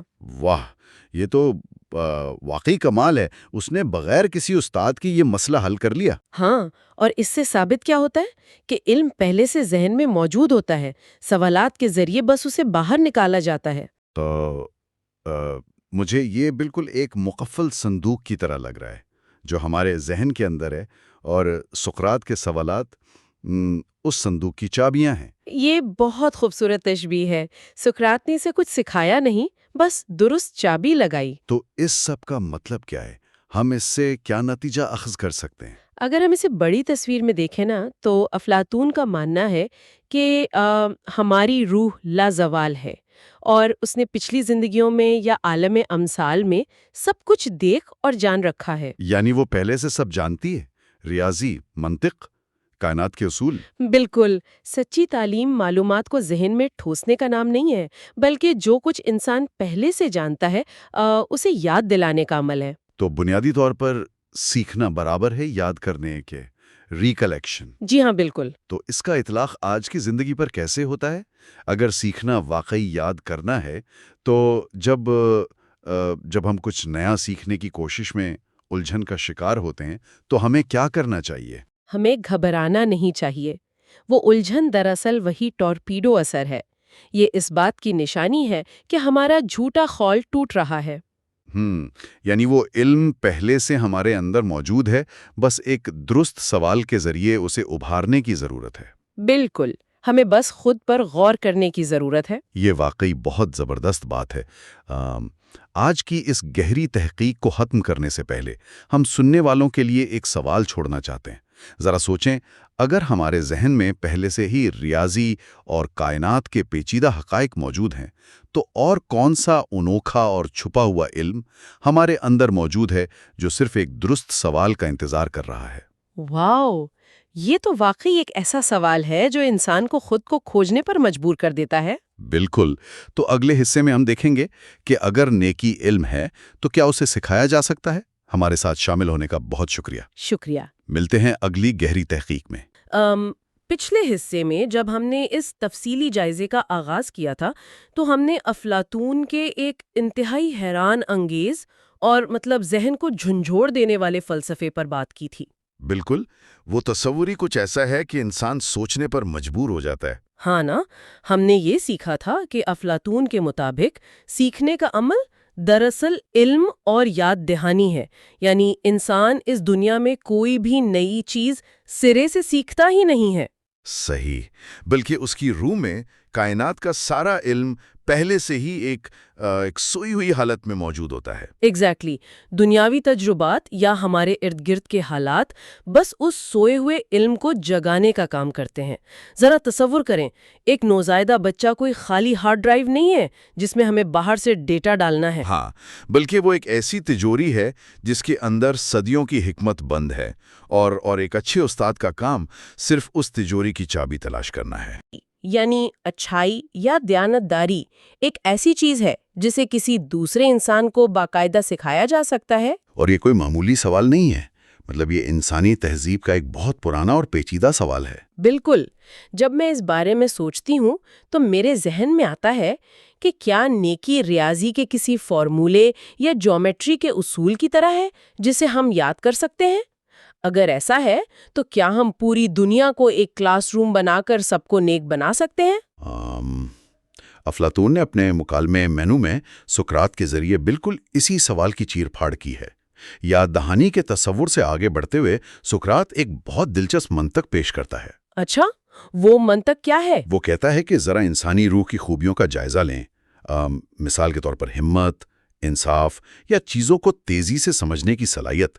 بظاہر یہ سب بہت اعلیٰ خوبیاں ہیں، لیکن کیا یہ ہر حال میں فائدہ مند ہوتی ہیں؟ بظاہر تو ایسا ہی لگتا ہے۔ مطلب معاشرے میں ہمت تو ہمیشہ ایک مثبت چیز سمجھی جاتی ہے نا۔ اگر کوئی شخص بہادر ہے تو یہ اس کی طاقت ہے، اس میں نقصان کہاں سے آ گیا؟ یہی تو سقراط کی سوچ کی گہرائی ہے۔ وہ ثابت کرتا ہے کہ اگر کسی انسان میں ہمت تو موجود ہو، لیکن اس ہمت کی رہنمائی کے لیے عقل یا حکمت نہ ہو، تو وہ ہمت دراصل محض ایک بے وقوفی بن جاتی ہے۔ مجھے یہ بات سمجھنے کے لیے ایک مثال کی ضرورت محسوس ہو رہی ہے۔ فرض کریں کہ ایک عمارت میں آگ لگی ہوئی ہے اور ایک شخص بغیر کچھ سوچے سمجھے اس بھڑکتی آگ میں چھلانگ لگا دیتا ہے، تو کیا ہم اسے بہادر کہیں گے؟ بالکل نہیں، یہ تو خودکش بے وقوفی ہے جو فائر فائٹرز کے لیے بھی مزید مصیبت کھڑی کر دے گی۔ صحیح، وہ جذبہ صرف اسی وقت ہمت بنتا ہے جب انسان کی حکمت اس خطرے کا ٹھیک اندازہ لگائے۔ ایگزیکٹلی، اور یہی اصول زندگی کی دوسری چیزوں پر لاگو ہوتا ہے۔ اگر دولت یا طاقت کسی بے وقوف کے ہاتھ لگ جائے تو وہ عذاب بن جاتی ہے۔ تو سقراط ثابت کرتا ہے کہ کوئی بھی خوبی تب تک خوبی نہیں بنتی جب تک اس کے پیچھے علم یا حکمت نہ ہو۔ یعنی وہ یہ کہہ رہا ہے کہ اگر ہمت اور انصاف کو حکمت کی ضرورت ہے تو اس کا مطلب ہے کہ نیکی بنیادی طور پر علم ہے۔ بالکل، اور اس کا سیدھا سا منطقی نتیجہ یہ نکلتا ہے کہ اگر ورچو برابر ہے نالج کے تو ورچو سکھائی جا سکتی ہے۔ چلیں اس بات کی تہیں کھولتے ہیں۔ اگر ہم یہ مان لیں کہ نیکی محض علم ہے اور ہر علم سکھایا جا سکتا ہے تو منطقی طور پر اسے جیومیٹری کی طرح سکھایا جا سکتا ہے۔ ہاں، منطق تو یہی کہتی ہے۔ لیکن یہاں آ کر میرا دماغ الجھ رہا ہے۔ اگر یہ واقعی اتنا آسان ہے کہ نیکی صرف علم ہے تو ہمیں اب تک اچھے انسانوں کی فیکٹریاں لگا لینی چاہیے تھیں۔ یقیناً اس بظاہر بے عیب منطق میں کوئی بہت بڑی خامی چھپی ہے۔ یہاں جو بات سب سے زیادہ حیران کن ہے وہ یہ ہے کہ سقراط کا اصل کمال بنے بنائے جوابات دینا نہیں ہے، بلکہ سوالات کے ذریعے ان مفروضوں کو چیلنج کرنا ہے جو بظاہر بالکل ٹھیک لگتے ہیں۔ تو پھر وہ اس خامی کو کیسے بے نقاب کرتا ہے؟ وہ مینو سے کہتا ہے کہ ٹھیک ہے، ہم نے فرض کر لیا کہ نیکی علم ہے، لیکن مسئلہ یہ ہے کہ عملی دنیا کا ایک قانون ہے۔ اگر کوئی بھی علم دنیا میں موجود ہے تو لازمی طور پر اس کے استاد اور شاگرد بھی ہونے چاہیے۔ کوئی استاد موجود نہیں جو نیکی سکھائے۔ یہ ایک بہت بڑا مسئلہ تھا۔ بات تو 100% درست ہے۔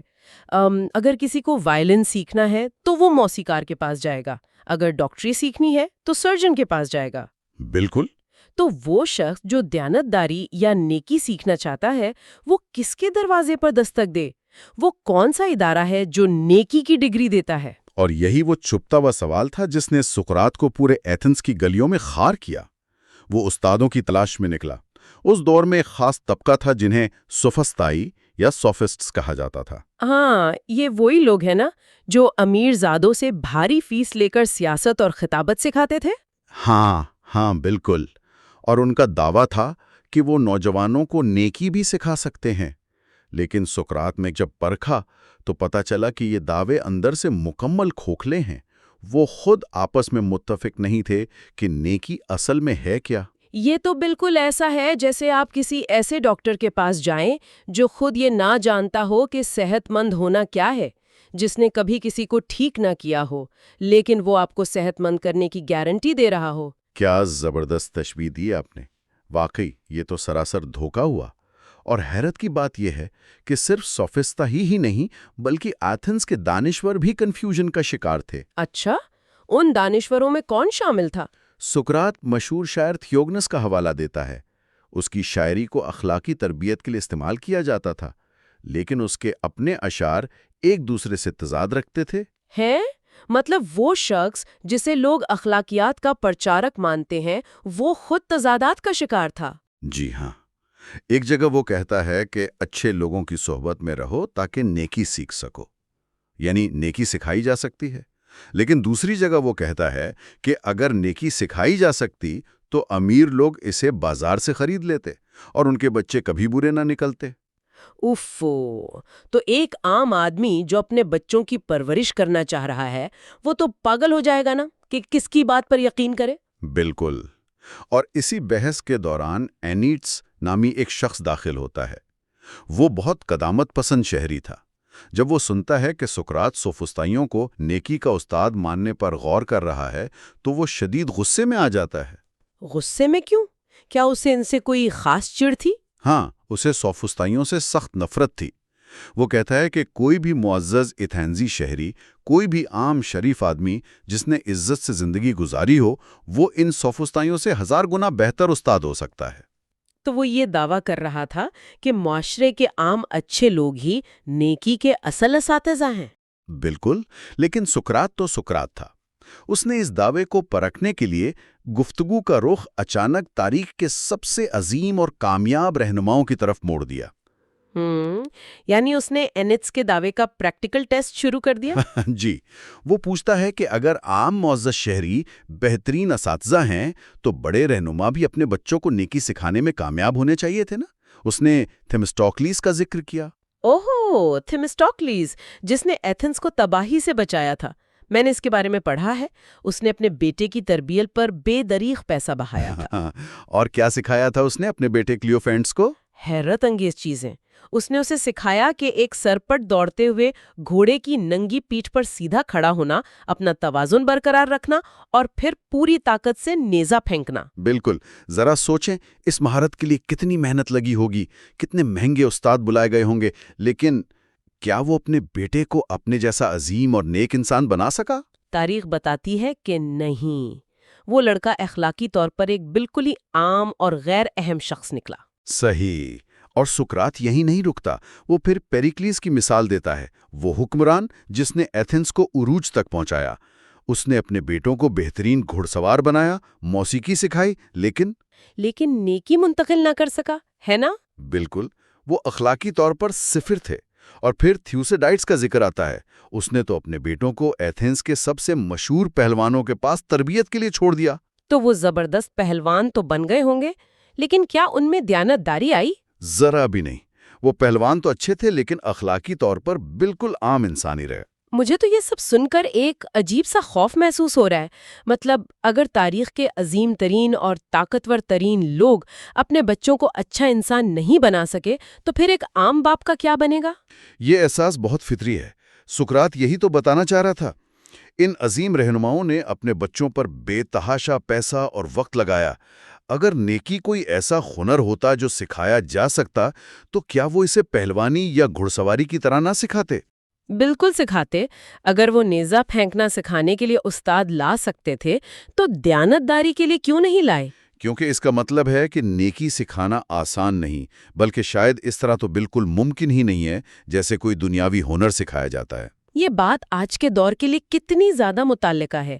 ہم آج کے دور میں جب معلومات ہر جگہ موجود ہیں، مطلب انٹرنیٹ پر سب کچھ ایک کلک کی دوری پر ہے، ہم گھر بیٹھے کوڈنگ سیکھ لیتے ہیں، نئی زبانیں سیکھ لیتے ہیں، راکٹ سائنس تک سیکھ لیتے ہیں لوگ یوٹیوب سے۔ ہاں، ہم مہارتیں تو بڑی آسانی سے سیکھ لیتے ہیں، لیکن کیا یہ حیرت کی بات نہیں کہ دیانت داری یا اعلیٰ اخلاق کا کوئی کریش کورس موجود نہیں ہے؟ کوئی ایسی ایپ نہیں بنی جسے ڈاؤن لوڈ کر کے انسان نیک بن جائے؟ بالکل صحیح کہا آپ نے۔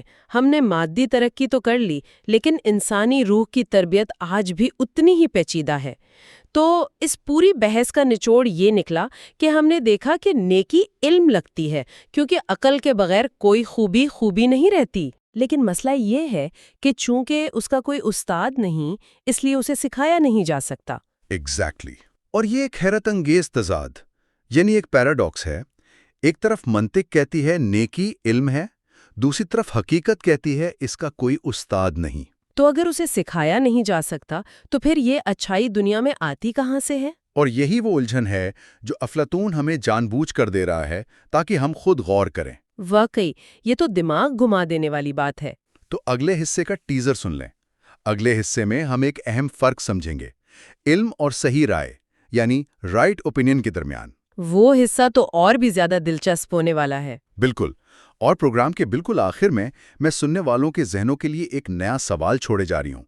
اگر ایتھنز کے عظیم رہنماؤں کی نیکی اور کامیابی محض وہ علم نہیں تھا جسے وہ پڑھا سکتے تھے، تو وہ کیا تھی؟ سوچنے کی بات ہے۔ کیا یہ ممکن ہے کہ کچھ خوبیاں انسان کو سکھائی نہیں جاتی بلکہ وہ کسی الہامی تحفے یا درست وجدان کا نتیجہ ہوتی ہیں جسے وہ اپنے بچوں تک منتقل نہیں کر سکتے؟ اس پر ضرور غور کیجیے گا۔ ذرا ایک لمحے کے لیے تاریخ کے عظیم ترین رہنماؤں کے بارے میں سوچا جائے، ایسے لوگ جنہوں نے سلطنتیں کھڑی کیں اور دنیا کا نقشہ بدل دیا۔ بالکل، ان کی کامیابیاں واقعی حیران کن ہوتی ہیں۔ مطلب انہوں نے ایسے انقلابی کام کیے جنہوں نے انسانیت کی سمت تبدیل کر دی۔ ہاں، لیکن یہاں ایک بہت ہی عجیب اور الجھا دینے والی بات ہے۔ کیا کبھی اس بات پر غور کیا گیا ہے کہ تاریخ کے ان عظیم ترین لوگوں کے بچے اکثر بالکل اوسط درجے کے کیوں نکلتے ہیں؟ یہ ایک بہت ہی دلچسپ پہلو ہے جس پر عام طور پر دھیان نہیں جاتا۔ بالکل، مطلب بعض اوقات تو وہ بچے انتہائی ناکام ہوتے ہیں، تو سوال یہ پیدا ہوتا ہے کہ اگر کوئی شخص اتنا ہی عظیم تھا اور اس کے پاس کامیابی کا کوئی طے شدہ فارمولہ تھا تو وہ اسے اپنے بچوں کو کیوں نہیں سکھا سکا؟ یہ ایک بہت ہی چپتا ہوا اور صدیوں پرانا سوال ہے، اور اسی لیے آج کا ہمارا یہ تفصیلی مطالعہ افلاطون کے مشہور مکالمے مینو کے بالکل آخری اور سب سے سنسنی خیز حصے پر مبنی ہے۔ یعنی آج ہم اس بات کی تہہ تک جائیں گے کہ انسان آخر صحیح اور غلط کا فیصلہ کیسے کرتا ہے۔ بالکل، اور سب سے بڑھ کر یہ کہ کیا اچھائی، کامیابی یا جسے ہم نیکی کہتے ہیں، اسے واقعی ایک مضمون کی طرح سیکھا اور سکھایا جا سکتا ہے۔ تو اگر ہم پچھلی بحث کا تھوڑا سا حوالہ دے کر بات کو آگے بڑھائیں تو بنیادی مسئلہ کیا تھا؟ دیکھیں، بنیادی مسئلہ وہی تھا جسے فلسفے کی زبان میں نیکی سکھانے کا مسئلہ کہا جاتا ہے۔ سقراط کا استدلال سطح پر بہت ہی سادہ لگتا ہے۔ ہاں، وہ کہتا ہے کہ اگر نیکی یا فضیلت، جسے انگریزی میں ورچو کہتے ہیں، اگر یہ کوئی علم ہے، یعنی اگر یہ ریاضی یا سائنس جیسی کوئی ٹھوس چیز ہے تو پھر دنیا میں اس کے باقاعدہ استاد بھی ہونے چاہیے۔ بالکل، اور اگر استاد ہوں گے تو ظاہر ہے ان کے شاگرد بھی ہوں گے جو یہ علم سیکھ کر نکلیں گے۔ لیکن جب ہم ارد گرد دیکھتے ہیں تو ایسا کچھ نظر نہیں آتا۔ صحیح کہا، اس دور کے یونانی معاشرے کا بھی یہی حال تھا۔ بغور مشاہدہ کرنے سے یہ بات واضح ہو کر سامنے آتی ہے کہ نیکی سکھانے والے اساتذہ سرے سے موجود ہی نہیں ہیں۔ اور یہاں بات صرف عام لوگوں کی نہیں ہو رہی۔ مجھے یاد ہے پچھلے حصے میں ان لوگوں کا بھی ذکر تھا جو باقاعدہ پیسے لے کر یہ دعویٰ کرتے تھے۔ ہاں، سوفسطائیوں کا ذکر کر رہے ہیں نا آپ؟ جی بالکل، وہی سوفسطائی، یا جنہیں سوفسٹس کہا جاتا تھا۔ مطلب یہ تو اس قدیم دور کے سیلف ہیلپ گرو تھے نا۔ ہاں، بالکل ایسا ہی تھا۔ وہ کہتے تھے کہ ہمیں فیس دیں اور ہم بہترین شہری اور لیڈر بنا دیں گے۔ لیکن سقراط بڑی بے دردی سے ان کا پردہ چاک کرتا ہے کہ یہ لوگ بھی اس معاملے میں مکمل طور پر ناکام نظر آتے ہیں۔ ان کے سکھائے ہوئے لوگ کوئی عظیم انسان نہیں بن سکے۔ بالکل درست۔ سوفسطائیوں کا دعویٰ بہت بڑا تھا، لیکن عملی طور پر ان کے پاس نیکی کا کوئی ایسا علم نہیں تھا جسے وہ منتقل کر سکیں۔ اور سقراط کی سب سے زبردست بات یہ ہے کہ وہ صرف ان نام نہاد اساتذہ تک محدود نہیں رہتا۔ ہاں، وہ ایتھنز کے عظیم ترین اور طاقتور ترین سیاستدانوں اور لیڈروں کی مثالیں پیش کر کے سب کو حیران کر دیتا ہے، اور یہیں سے اس بحث میں ایک نیا موڑ آتا ہے۔ ایک منٹ رکیے گا، میں اس بات کو تھوڑا اور واضح کرنا چاہتا ہوں کیونکہ یہ نکتہ مجھے بہت ہی دلچسپ لگا تھا۔ جی جی بالکل، بتائیں۔ سقراط ایتھنز کے ان لیڈروں کا ذکر کرتا ہے جنہیں تاریخ آج بھی ہیروز کے طور پر جانتی ہے۔ مثال کے طور پر تھیمسٹوکلیز اور پیراکلز۔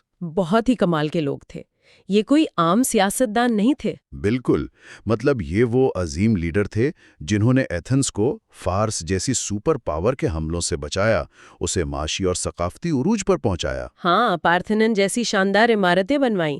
ان کی سیاسی سمجھ بوجھ کی کوئی حد نہیں تھی۔ لیکن پھر بھی سقراط ایک بہت ہی چپتا ہوا سوال پوچھتا ہے کہ وہ اپنی یہ نیکی، اپنی یہ قابلیت अपने ही बच्चों को क्यों ना सिखा सके? और यही सबसे बड़ा मामला है। उन अजीम लीडरों ने अपने बच्चों को दुनिया के बेहतरीन घुड़सवार तो बना दिया, उन्हें पहलवान बना दिया, म्यूजिक सिखा दी, क्योंकि इन चीजों के उस्ताद मौजूद थे। लेकिन वो उन्हें अपने जैसा अजीम लीडर न बना सके। तो अगर उनके पास नेकी का ठोस इल्म था, तो उन्होंने इसे अगली नस्ल तक मुंतकिल क्यों नहीं किया? क्या वो बुरे बाप थे या मसला कुछ और था? मसला बिल्कुल कुछ और था, और यही वो मकाम है जहां से सुकरात हमें एक बिल्कुल नए तसव्वुर की तरफ लेकर जाता है। अच्छा, तो वो नया तसव्वुर क्या है? सुकरात ये साबित करता है कि अगर नेकी इल्म नहीं है और इसे सिखाया नहीं जा सकता, जैसा कि इन अजीम लोगों की नाकामी से साबित होता है, तो फिर ये लोग दुरुस्त फैसले करते कैसे थे? हाँ, ये तो बहुत बड़ा सवाल है। मतलब उन्होंने सल्तनतें कैसे बचाईं अगर उन्हें पता ही नहीं था कि वो क्या कर रहे हैं? बिल्कुल। इसका जवाब देते हुए सुकरात कहता है कि हमारी एक बहुत बड़ी गलतफहमी ये है कि हम समझते हैं हर कामयाब अमल के पीछे इल्म का होना लाजमी है। ये बात हजम करना थोड़ी मुश्किल है।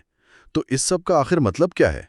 अगर किसी शख्स के पास इल्म नहीं है, तो फिर वो सही काम कैसे कर सकता है? अफलातून के उस मुकालमे में सुकरात एक नया रास्ता मुतारिफ कराता है। वो उसे नॉलेज यानी इल्म और राइट ओपिनियन यानी सही राय के दरमियान फर्क के तौर पर पेश करता है। यानी वो कहता है कि दुरुस्त फैसले करवाने और कामयाबी तक पहुंचने के लिए सिर्फ इल्म ही वाहिद रास्ता नहीं है। बिल्कुल। सही राय, या जिसे हम एक बिल्कुल दुरुस्त अंदाज़ा या वजदान कह सकते हैं, वो भी इंसान से बिल्कुल उसी तरह दुरुस्त फैसले करवा सकती है जैसे कि इल्म करवाता है। ओह, अच्छा। मुझे उसकी वो मशहूर मिसाल याद आ रही है जो अफलातून ने उसी मुकालमे में दी है, वो ल्यारिसा शहर के रास्ते वाली। हाँ, वो बहुत ही बेहतरीन और वाज़ेह मिसाल है। मैं इसे ज़रा आसान करके पेश करने की कोशिश करता हूँ। फ़र्ज़ करें कि हमने एक सफ़र पर जाना है और हमारे सामने दो तरह के रहनुमा हैं। ठीक है।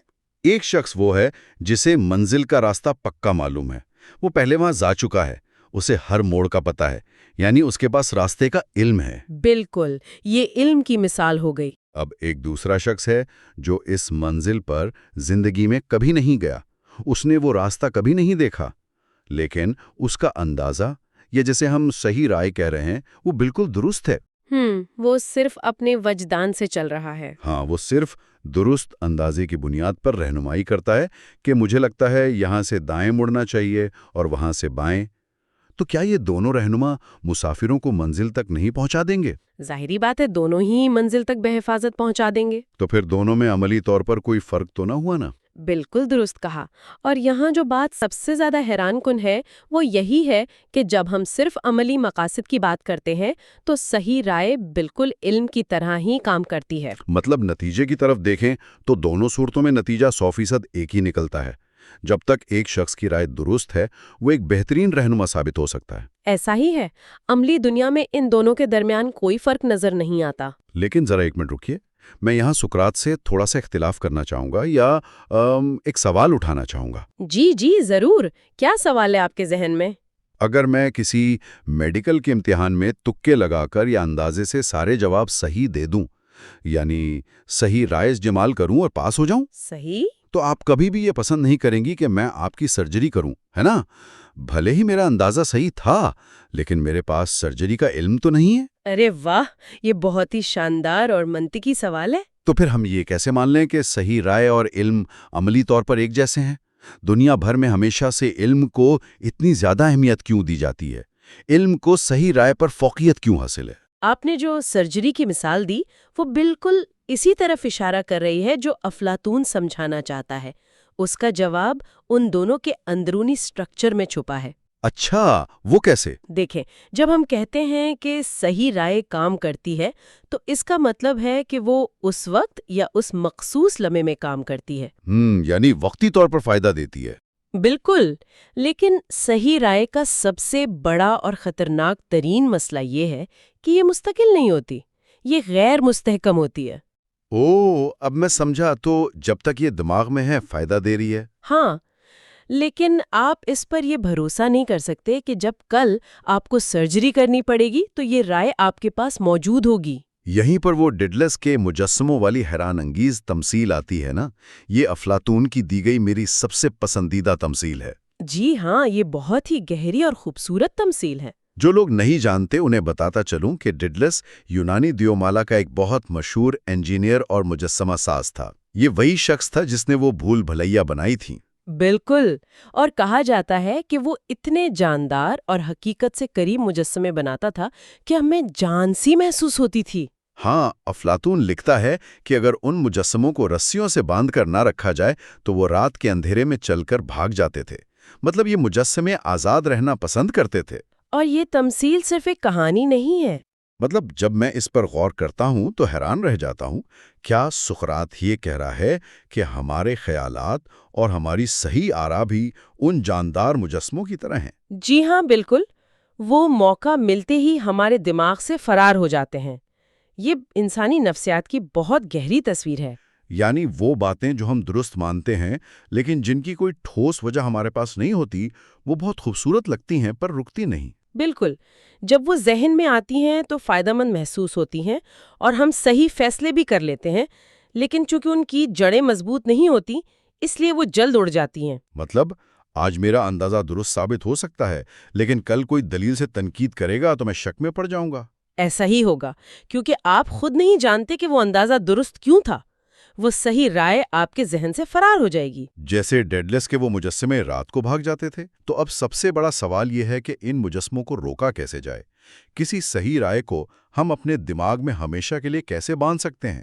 سقراط کے مطابق اس صحیح رائے کو باندھنے والی زنجیر کو فلسفے کی زبان میں سبب کا ربط یا ٹائی آف دا کاز کہا جاتا ہے۔ سبب کا ربط؟ اس کو آسان الفاظ میں کیسے سمجھیں گے؟ اس کا مطلب ہے استدلال، منطق اور وجوہات کی زنجیر۔ جب آپ کسی صحیح رائے کے پیچھے موجود اسباب کو مکمل طور پر سمجھ لیتے ہیں۔ یعنی مجھے صرف یہ نہیں پتا ہوتا کہ کیا صحیح ہے، بلکہ میں یہ بھی جان لیتا ہوں کہ وہ چیز کیوں صحیح ہے۔ بالکل، جب آپ جان لیتے ہیں کہ وہ کیسے کام کرتی ہے تو وہ رائے آپ کے ذہن میں مضبوطی سے جکڑی جاتی ہے۔ اور میرے خیال میں یہی وہ لمحہ ہوتا ہے جب ایک عام سی صحیح رائے خالص علم میں تبدیل ہو جاتی ہے۔ 100%۔ اس کو ہم ایک روزمرہ کی مثال سے بھی سمجھ سکتے ہیں۔ ہاں، میں ایک مثال دیتا ہوں۔ فرض کریں کہ میں نے ریاضی کا ایک فارمولا رٹ لیا ہے۔ میں امتحان میں جاتا ہوں، فارمولا استعمال کرتا ہوں اور میرا جواب بالکل ٹھیک آ جاتا ہے۔ تو یہ ایک صحیح رائے کی مثال ہو گئی۔ ہاں، مجھے فائدہ بھی ہوا، میں پاس بھی ہو گیا۔ لیکن 1 مہینے بعد جب مجھے دوبارہ وہی سوال حل کرنا پڑے گا تو میں فارمولا بھول چکا ہوں گا۔ کیونکہ وہ مجسمہ آپ کے دماغ سے بھاگ چکا ہے، آپ نے اسے صرف رٹا تھا۔ بالکل، لیکن اس کے برعکس اگر میں نے محنت کر کے یہ سیکھا ہوتا کہ یہ فارمولا بنا کیسے ہے، اس کے پیچھے منطق کیا ہے، تو میں کبھی نہ بھولتا۔ اور اگر آپ فارمولا بھول بھی جاتے تو اس منطق کی مدد سے اسے دوبارہ اخذ کر لیتے۔ یعنی میں نے اس معلومات کو منطق کی زنجیر سے اپنے دماغ میں باندھ لیا اور اب وہ محض ایک تکہ نہیں رہا بلکہ میرا علم بن چکا ہے۔ یہ ایک بہترین مثال ہے۔ علم دراصل کچھ اور نہیں بلکہ وہی صحیح رائے ہے جسے دلیل اور سبب کی زنجیروں سے جکڑ دیا گیا ہو۔ اسی لیے علم مضبوط ہوتا ہے کیونکہ اس کی بنیاد وجہ پر ہوتی ہے، اور وہ مجسمہ اب ذہن میں قید ہو چکا ہے۔ بالکل، اور یہی وہ بنیادی فرق ہے جو علم کو صحیح رائے سے بہت زیادہ برتر، قابل اعتماد اور پائیدار بناتا ہے۔ صحیح رائے وقتی طور پر علم جتنی اچھی لگتی ہے لیکن نازک موڑ پر ساتھ چھوڑ سکتی ہے۔ جی اچھا، چلیں، یہ تو علم اور رائے کی بحث ہو گئی۔ جی اب ذرا واپس چلتے ہیں اس اصل سوال کی طرف جہاں سے بات شروع کی تھی۔ ہم ایتھنز کے عظیم لیڈروں پیریکلز اور تھیمیسٹوکلس کی بات کر رہے تھے۔ ہاں، ان لیڈروں کا معمہ بھی باقی ہے۔ اگر علم وہ ہے جو زنجیروں سے بندھا ہوا ہے اور جسے منطق کے ذریعے سمجھایا جا سکتا ہے، تو پھر ان عظیم لیڈروں کے پاس علم ہوتا تو وہ اپنے بچوں کو سکھا دیتے۔ بالکل، منطق تو یہی کہتی ہے۔ لیکن چونکہ وہ نہیں سکھا سکے، تو کیا اس کا یہ مطلب لیا جائے کہ تاریخ کے ان عظیم ترین لوگوں کے پاس دراصل علم تھا ہی نہیں؟ جی ہاں، یہ نتیجہ سن کر شاید ایتھنز کے لوگوں کو بہت غصہ آیا ہوگا، لیکن سقراط کا استدلال یہی ثابت کرتا ہے۔ تو مطلب جو عظیم سیاستدان اور رہنما اتنی شاندار کامیابیاں حاصل کرتے ہیں، ان کے پاس ٹھوس علم نہیں ہوتا۔ سقراط بڑی بے باکی سے کہتا ہے کہ وہ علم کی بنیاد پر نہیں بلکہ صرف اور صرف الہامی صحیح رائے کی بنیاد پر کام کر رہے ہوتے ہیں۔ الہامی صحیح رائے؟ اس کا کیا مطلب ہے؟ کیا وہ خود نہیں جانتے کہ وہ اتنے بڑے اور تاریخی فیصلے کیسے کر رہے ہیں؟ بالکل نہیں۔ وہ شعوری طور پر اس عمل کی سائنس یا منطق کو نہیں سمجھتے۔ سقراط ان کا موازنہ کاہنوں، نجومیوں اور شاعروں کے ساتھ کرتا ہے۔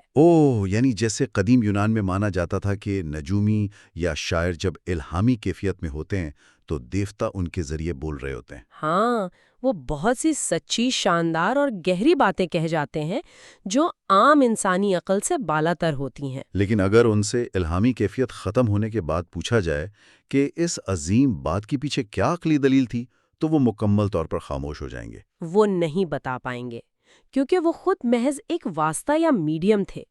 اسی طرح عظیم سیاستدان بھی سیکھے ہوئے علم کی بنیاد پر فیصلے نہیں کرتے۔ ان پر ایک الہامی کیفیت طاری ہوتی ہے، یعنی ان کی صحیح رائے دراصل ایک الوہی یا خدائی تحفہ ہوتی ہے۔ بالکل درست۔ تو اس کا مطلب ہے کہ جب آج کے دور کا کوئی کامیاب بزنس مین کہتا ہے کہ بس مجھے اندر سے ایک آواز آئی یا میں نے اپنے وجدان پر بھروسہ کیا، تو دراصل وہ اسی الہامی صحیح رائے کا ذکر کر رہا ہوتا ہے۔ واہ، یہ بات تو اس پوری گتھی کو سلجھا دیتی ہے کہ عظیم لوگ اپنی خوبیاں یا بصیرت دوسروں کو منتقل کیوں نہیں کر پاتے۔ ظاہر ہے وہ منتقل نہیں کر سکتے۔ مطلب اگر میرے پاس کمپیوٹر پروگرامنگ کا ہنر ہے تو میں آپ کو بٹھا کر سکھا سکتا ہوں کیونکہ اس کے اصول واضح ہیں۔ کیونکہ وہ ایک باقاعدہ علم ہے۔ لیکن اگر میری کامیابی کی بنیاد کوئی ٹھوس علم ہے ہی نہیں، بلکہ وہ محض ایک صحیح رائے ہے جو مجھے کسی اندرونی الہام سے مل رہی ہے، تو ظاہر ہے آپ وہ الہام کسی کے دماغ میں نہیں ڈال سکتے۔ آپ کسی کو یہ نہیں سکھا سکتے کہ درست تکا کیسے لگایا جائے، 100% درست۔ اور یہی اس طویل فلسفیانہ بحث کا حتمی اور سب سے اہم نتیجہ ہے۔ تو اس ساری کھوج کے بعد ثابت ہوتا ہے کہ جسے ہم نیکی یا اچھائی کہتے ہیں وہ شاید سرے سے علم ہے ہی نہیں۔ نیکی دراصل صحیح راہ ہو سکتی ہے، اور چونکہ یہ علم نہیں ہے، اسے دلائل کی زنجیروں سے نہیں باندھا جا سکتا۔ اسی لیے اسے ایک کلاس روم میں سکھانا قریب قریب ناممکن ہے۔ نیکی نہ تو انسان کو فطری طور پر پیدائشی ملتی ہے اور نہ ہی اسے اسکول میں سکھایا جا سکتا ہے۔ جیسا کہ سوفسطائی دعویٰ کرتے تھے۔ تو اگر نیکی نہ فطرت میں لکھی ہے، نہ اسے اسکول میں پڑھایا جا سکتا ہے، تو پھر یہ آتی کہاں سے ہے؟ سقراط کا حتمی نتیجہ یہ ہے کہ نیکی ایک الہامی تحفہ ہے، یہ خداؤں کی طرف سے ایک عطا ہے، یہ ان مخصوص لوگوں کو ملتی ہے جن پر قدرت مہربان ہوتی ہے۔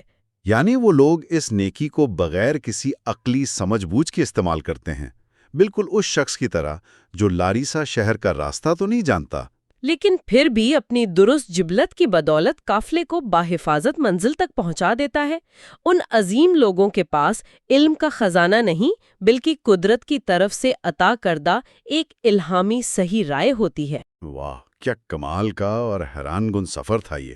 ہم نے بات کا آغاز اس سادہ سے سوال سے کیا تھا کہ کیا اچھائی کو ریاضی کے فارمولے کی طرح سکھایا جا سکتا ہے؟ اور ہم اس حیرت انگیز نتیجے پر پہنچے کہ نیکی کوئی فارمولہ ہے ہی نہیں جسے آپ بلیک بورڈ پر لکھ کر دنیا کو سمجھا سکیں۔ یہ علم نہیں بلکہ ایک الہامی بصیرت ہے۔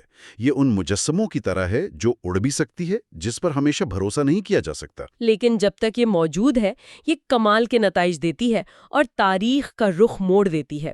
لیکن یہاں ایک نیا اور انتہائی فکر انگیز سوال جنم لیتا ہے۔ جی، وہ کیا سوال ہے؟ ذرا سوچیں، اگر ہمارے بہترین لیڈر ٹھوس علم کے بجائے صرف صحیح رائے اور الہامی جبلتوں کے سہارے دنیا چلا رہے ہیں، ہاں، تو کیا ہماری پوری انسانی تاریخ علم کے بجائے محض خوش قسمتی اور درست تکوں پر کھڑی ہے؟ ارے واہ! اگر کوئی شخص ظالم ہے تو کیا وہ واقعی برا انسان ہے، یا وہ محض بدقسمت ہے کہ قدرت نے اسے صحیح رائے کا تحفہ عطا نہیں کیا؟ یہ ایک ایسا سوال ہے جس پر تنہائی میں ضرور غور کرنا چاہیے۔ واقعی یہ دماغ کو الجھا دینے والا سوال ہے۔ یہ تھا پلیٹو کے مکالمے مینو کا خلاصہ۔ اگلی ویڈیو میں ہم مزید فلسفیانہ کتابوں کو آسان انداز میں سمجھیں گے، اس لیے چینل کو ضرور سبسکرائب کریں۔